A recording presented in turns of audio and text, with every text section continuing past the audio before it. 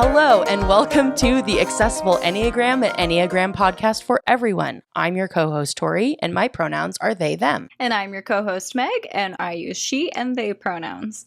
We are making this podcast as accessible to everyone as we can. We acknowledge the differences in identities, abilities, and level of familiarity with the Enneagram. And today, we are going to be talking about Type 4, whose core word is depth.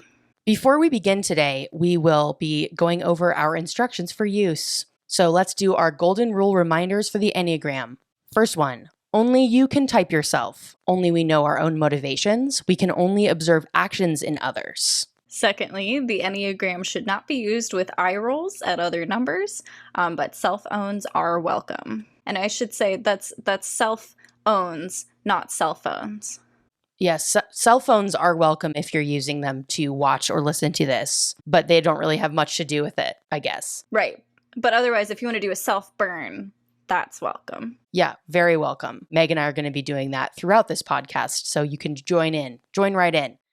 Each human and each number exists on a scale of healthy to unhealthy. Actions may vary, but motivation, again, is what's important. And a big reminder is that 8 out of 9 people are not like you. They don't think like you. They work differently from you. So just keep in mind when you're like, oh my God, why does this person do that? Why can't they be like me? Because odds are they're not like you.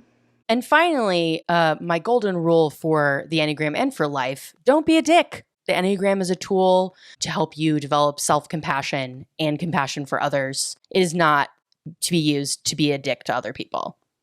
Seems fairly straightforward, but we're human beings, so always worth getting that reminder. Important reminder. So today we're talking about Type 4, which is all about depth. And Type 4s find purpose in feelings. Their core belief is that the world doesn't understand them, and so thus they have to be their true, authentic self. And because of this, they avoid feeling ordinary.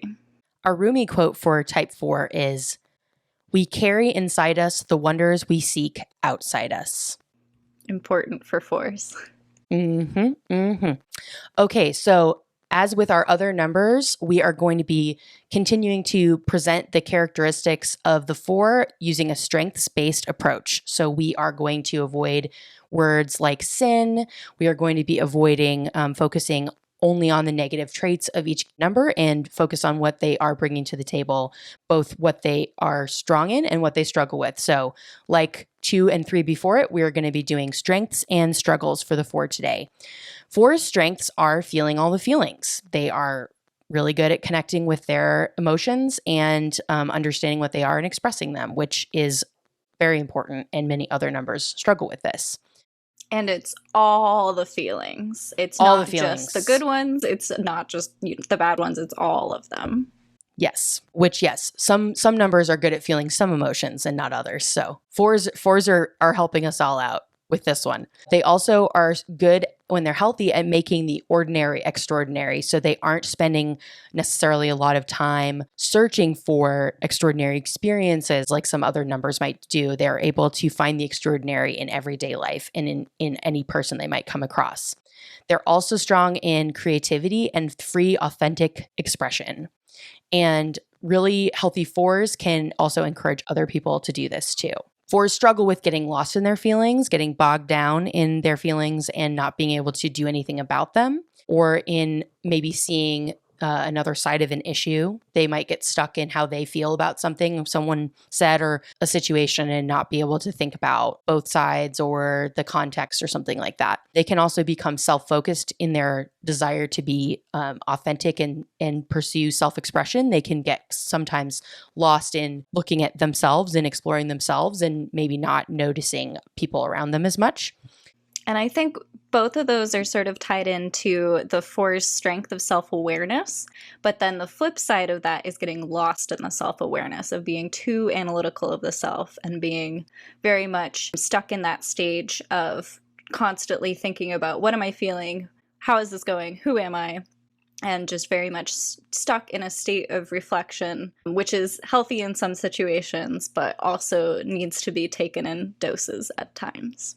Exactly. 4s, if you are somebody who maybe is always trying a new self-help book or learning about a new technique or you're taking every single personality test that there is on the internet, you might be a 4 because it can feel like an endless, impossible task to truly know yourself and to truly be your most authentic self. And 4s can just be reminded that that's fine. Like, you don't have to figure it out before you do other stuff. You can work on that and do other things. That's the other thing, the final struggle for is that they can end up feeling unsatisfied and searching for what's missing. They hunger for depth and meaning in their life. And so sometimes they can be discontented with their circumstances. Grass is always greener, feeling like they're broken, their situation is broken. So 4s can look for wholeness. And that is not necessarily the same as, you can't necessarily just find that inside yourself. Sometimes they'll look for things outside that can be found inside and vice versa. So that's just something that the 4s in my life are always wanting their experiences and their contributions and everything they're doing to mean something. And sometimes things are just not, like, sometimes you just go to the grocery store, you know? Exactly. And you'll hear the word envy associated a lot with the 4. And that comes not necessarily from a point of jealousy, but again, from this struggle of seeking outside of them what they feel is missing inside them. Yes. So that's the context for envy, which again, doesn't mean jealousy, doesn't mean our sort of, typical cultural understanding of envy, but instead is just seeking for things outside of themselves that they feel are lacking inside themselves. Yeah. And a sort of inability to settle for what is happening around them or be contented in their circumstances, which you'll especially see that with fours that have a 3 wing. But it's also, a hallmark of a healthy 4 is that they are both able to go deeper all the time, but not discontented with the way things are. Finding that balance of, trying to find beauty in things, but then also accepting things as they are. And then speaking of wings, the 4 in relation to other numbers, the 4 is part of the heart triad along with 2s and 3s. The core strength of the triad is attunement, being in tune with others and themselves, and then the core struggle is distress. And the 4 is the most in touch with those of the triad. They are the internalizing number. They are very, very, very much in tune with themselves. They can sometimes struggle with being in tune with others, but that comes from if they get stuck in their own self-awareness cycle. And then they're very much in tune with their distress, again, in terms of feeling all of the feelings, feeling the depth of every emotion possible. You can get stuck in distress that way because there's a lot to be distressed about, quite frankly. So that can be, again, they don't avoid feelings of distress as much as 2s and 3s do, but they can still struggle with getting stuck in that. Yeah, their emotions are so big that sometimes they can be difficult for them to manage. They can get overwhelmed by their distress and get stuck in that space. So it's like that balance that we were talking about before, and like doing what you need to do to really experience your emotions and process them in a healthy way, and then being able to move on or to like move through them. And that's where sometimes that's the struggle with distress for 4s. It's not that they are avoiding the distress, is that they're getting bogged down in it, which can suck for them a lot, I think.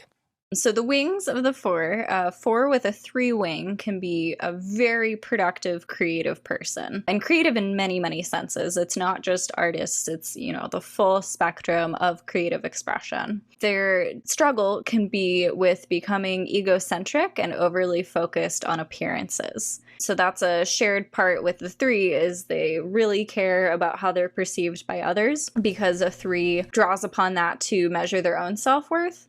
And a 4 cares about being perceived by others so that others feel like they know them, that they're, presenting this desirable but authentic self at the same time. The strength of it is that 4s can become very, very productive with their creativity. Again, trying to keep it out of the capitalist framework, that it is about the 4s being able to create as much as they feel inspired to create and to have the structure of the 3 to be able to get that pacing done, to have that drive to complete something. Yeah, the motivation and the drive of the 3 can be really helpful for the 4 because they can get kind of dreamy. And so that 3 wing kind of helps them get on it and have some kind of discernment about like, this is fulfilling to me is it going to be received well? Do I care? That kind of stuff. I think four-wing threes can struggle with that self-perception and the way others receive them. They want to be authentic. They don't want to edit themselves for other people, but they're aware of whether or not they're palatable in a way that probably four-wing fives don't really care that much about. And that can be hard because it's like fours, if you've probably heard people tell you you're too emotional or that you're moody or that your personality is really big and it affects people around you. And knowing whether or not that's true in any sort of meaningful way or like what you should do about it. I think especially fours that are designated female at birth and raised as girls, it can be really hard. And like figuring out how much of my self-worth do I really want to invest in feeling understood by people around me. And that's something that everyone has to kind of figure out for themselves. But I think that three-wing can be a gift because it can help fours get out of themselves and like see people around them and make them more skillful at, if they need to promote themselves in their art or their creativity or put themselves in a situation where their gifts are going to be really useful, that can be helpful, but it can also mean that then they're too concerned with how other people see them, which can cause them even more distress. Yep, getting stuck in that cycle of self-awareness again, which is also a struggle for fours with a five-wing. Fours with a five-wing can be very creative and deep philosophical thinkers who really focus on finding the meanings of life. So again, really big picture thinkers, really trying to approach things from a different angle. Yeah, sort of using the more studious side of things, of really trying to, not necessarily in an academic way, but pushing for deeper and deeper thoughts on things and keeping that focus. And then, as I think is a struggle with most philosophical things, it's very easy to become pessimistic. And fives really struggle with pessimism as well. So that's their shared struggle there, is being very deep thinkers and really driven to expand upon their thoughts, but then again, possibly getting bogged down in some of the more negative thoughts. And again, because life is all about struggle, it's easy to fall down that rabbit hole of thinking that that's all that life is. Yeah. And Meg, would you say if we're differentiating between a four-wing five and a five-wing four, like what would you say if someone is listening and is like, I don't know which one of these I am, like what would you say to help people kind of draw the distinction between those? I think it is 100% how in touch you are with your emotions. A four-wing five will be super in tune, be like, wow, I'm depressed, and be like very open and expressive of their emotions. Whereas fives, because they're part of the head triad instead, are very much attempting to become completely removed from their emotions. They have much more of a drive to be objective, which to them means without emotion. And so I think that's the major separating point. And again, because the four is part of the heart triad and the five is part of the head triad, I think that's really the core distinguishing factor, is whether you feel things more or whether you think through things more. Yeah, I think that's good. And like a five-wing four might be more emotionally in touch than a five-wing six, but they're not going to be coming at everything primarily from an emotional perspective the way that a four-wing five is. Yep, absolutely. And then the lines, which are sometimes called directions of stress and growth, we like to think of them more as numbers that you have access to. And so for those in relationship with a four, they are 1 and 2.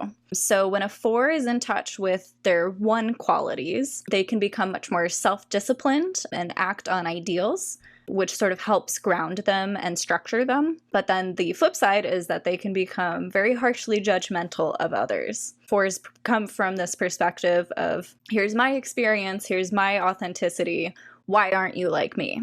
Why are you struggling differently? Why are you reacting differently? Why are you living a different life than I am?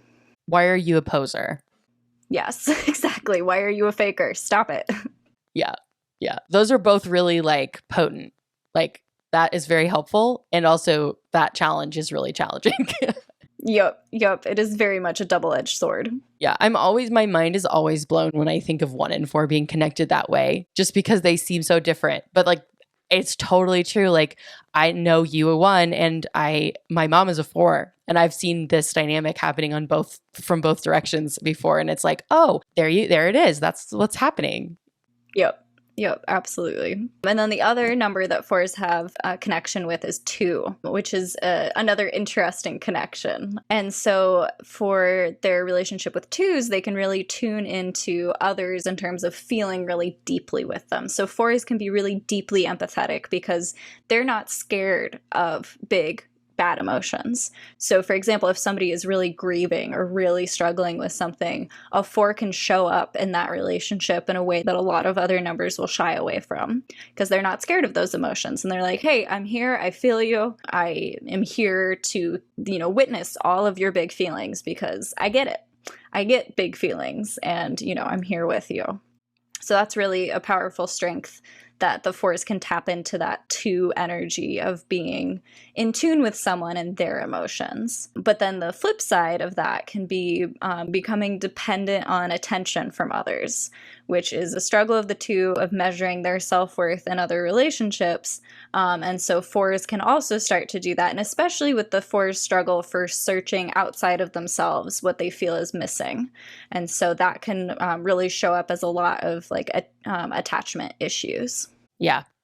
Like codependency can be really unhelpful in this with this line because you're like, you want to find meaning, you want to feel valid and validated, and then if you find like 4s can get in if they're going towards 2 and they're not doing great, it can be in this place where it's like, I have this one person, they're the only person who understands me, which is like can be kind of romantic, but also you get this like Romeo and Juliet situation, like on all levels. With that dynamic, it's not great. So I always think it's interesting that 4 has that connection with the 2 because they're both in the heart center, and that's a lot of feelings. It's just a lot of feelings happening.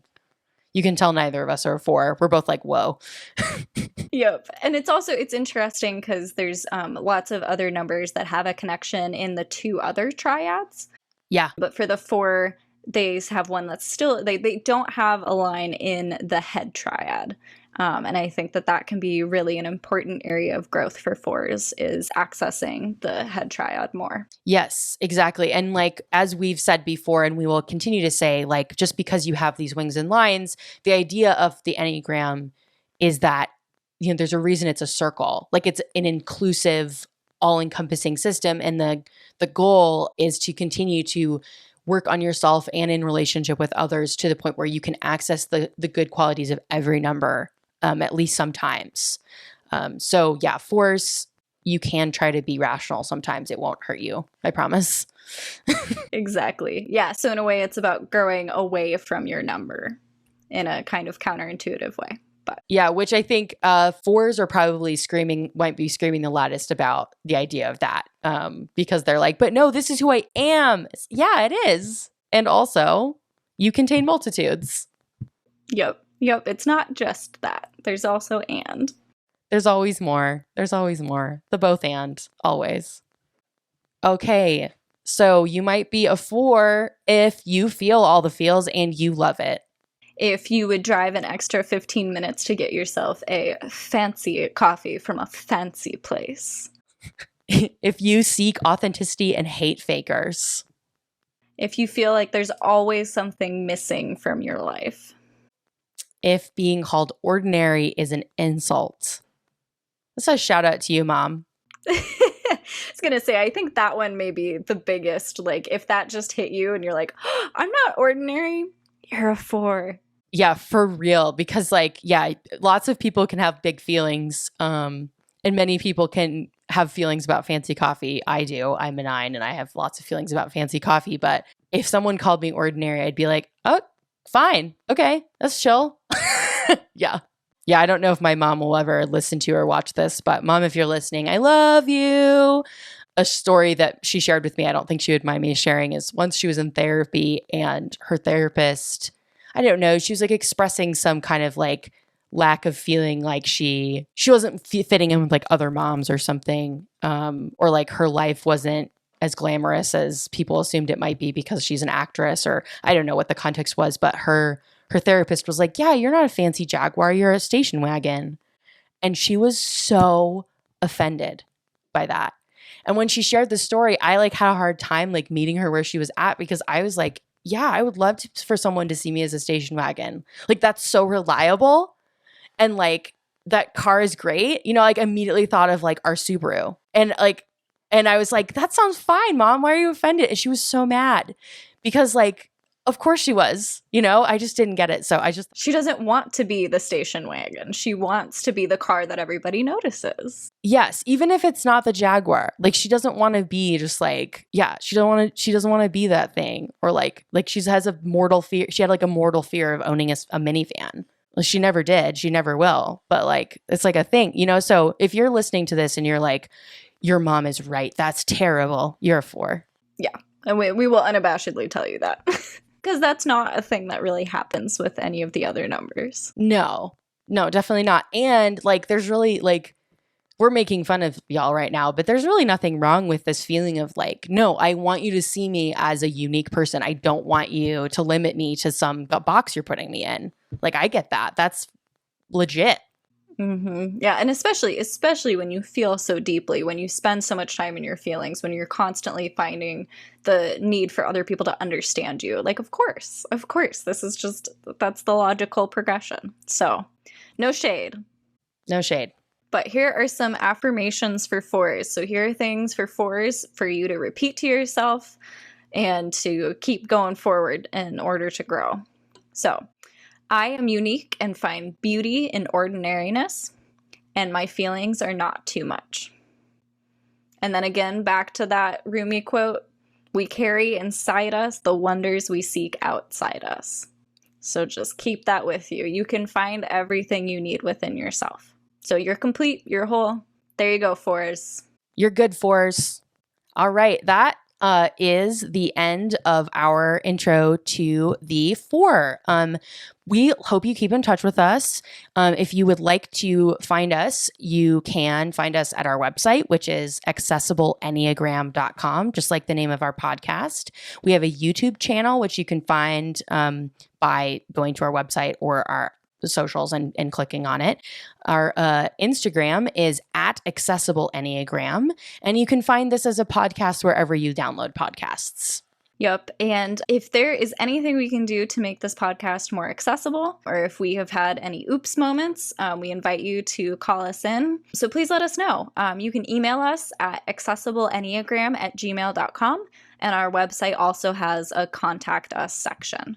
So please let us know. And this has been the Accessible Enneagram, and we hope you grow with us. Bye. Bye.